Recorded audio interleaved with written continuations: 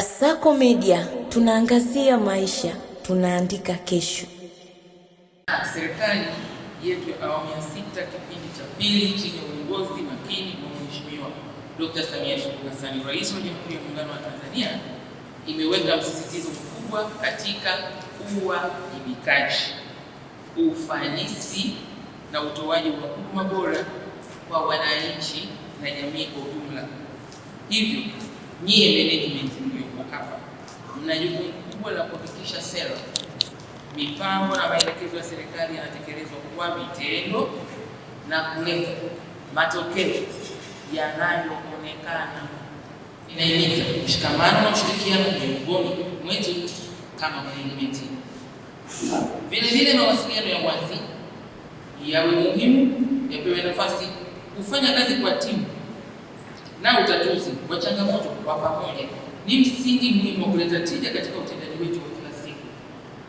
Mfano, katibu mkuu tulikuwa na kile kikao ambacho tulikuwa tufanye na idara sote kuangalia swala la kutokomeza ukatili liko vipi, mikakati yake zikaje idara wanapokuwa wanawasilisha. Unakuta mmoja anaanza kujifanya kama ana kitu kizuri ambacho alikuwa hajakisikia, ambacho mwenzake alikuwa anakitumia kufanya jambo fulani, wakajifunza wao wenyewe kwamba kumbe hawa ni wachezaji mpira wa timu moja, goli ni moja tu, hamna magoli matatu.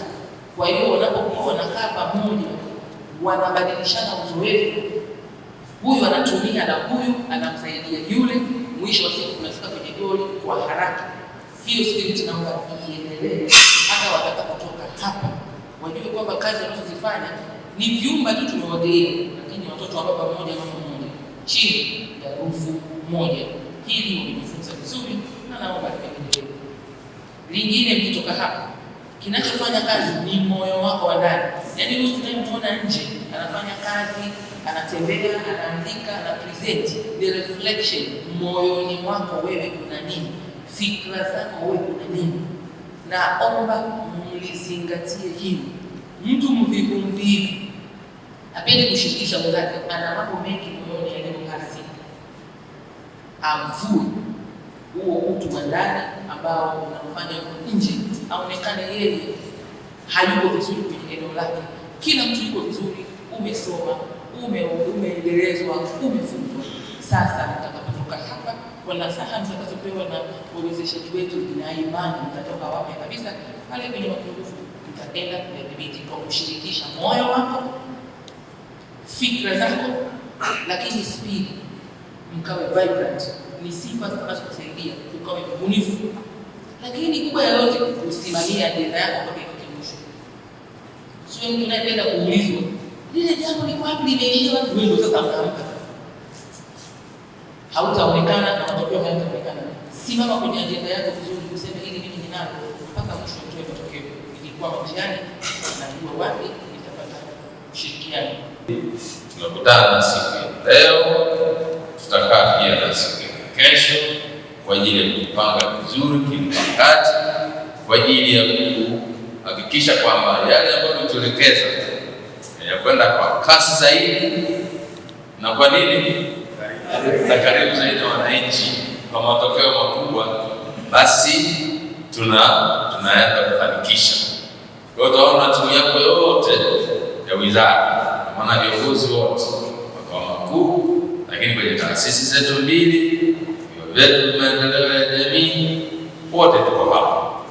Kumbe tukishatoka hapa, baada ya matarajio yetu, baada ya kesho, itakuwa kuna sababu ya kwa nini mtu anaweza kuwa anaendelea sisizia anasema ndivyo tunapofanyana. Hapana, tunataka mikakati kwa ajili ya matokeo makubwa, kasi zaidi na karibu zaidi na wananchi. Kwa hiyo kazi yetu ndio hiyo, ndio ajenda yetu ambayo pia ni maelekezo yao. Mheshimiwa Waziri, leo tuna mada mbili alitambulisha mwetu hapa. Tunaye mwenzetu kutoka Tume ya Mipango. Unakumbuka wote kwamba sasa hivi tuna dira ya miaka mingapi? Inaitwaje? Dira 2050, lakini tuna ile mipango ya kitaifa ya maendeleo. Kazi zetu lazima ziendane na hiyo, lazima zijilenge kutekeleza hayo. Sasa mwenzetu wa tume ya mipango atakuja kuongoza tafakari na kujipanga kuona namna gani sisi kama wizara tunaweza kutekeleza jukumu letu kwenye kufikia hayo, kwa sababu yote ambayo tunafanya natakiwa yalenge kufikia hiyo malengo ya dira, lakini na hiyo mipango ya kitaifa, mpango wa muda mrefu, lakini pia na mipango. Lakini pia ili tuweze kufanya hayo, tunahitaji sisi wenyewe kuwa viongozi wazuri. Tumemkaribisha ndugu yetu Omar Mjenda, mwanadiplomasia nguli kabisa, mzoefu, amefanya kazi katika eneo la diplomasia ndani na nje ya nchi, ana uzoefu wa kutosha, lakini katika masuala ya uongozi ana uzoefu wa kutosha. Basi na yeye atakuja kuzungumza na sisi kuhusu masuala ya uongozi wa strategic leadership. Kasako Media, tunaangazia maisha, tunaandika kesho.